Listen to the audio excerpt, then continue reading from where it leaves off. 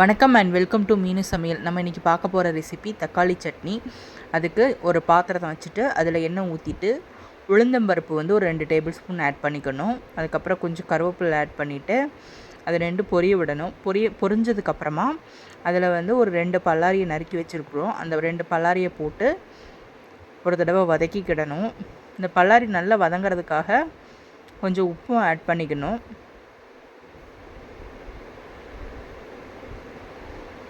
உப்பு ஆட் பண்ணி நம்ம நல்லா ஒரு 2 நிமிஷம் வதக்கிக்கலாம்.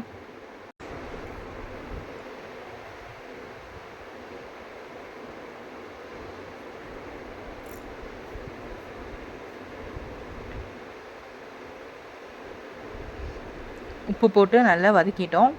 இப்போ இந்த நேரத்தில் நம்ம வந்து நறுக்கி வச்சுருக்க 2 தக்காளியை ஆட் பண்ணிக்கலாம். தக்காளி ஆட் பண்ணிவிட்டு நல்லா வதக்கணும்.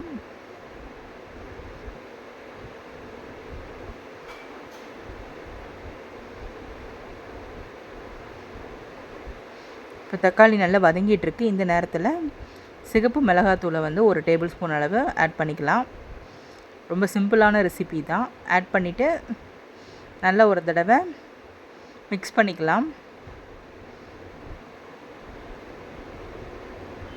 மிக்ஸ் பண்ணி ஒரு 2 மினிட்ஸ் நல்லா வதங்கணும். இது வதங்கினதுக்கப்புறமா நம்ம ஸ்டவ் ஆஃப் பண்ணிவிட்டு இதை ஆற விட்டுறலாம். பாருங்கள் நல்லா வதங்கிடுச்சு. நம்ம இப்போ ஆற விட்டுட்டோம்.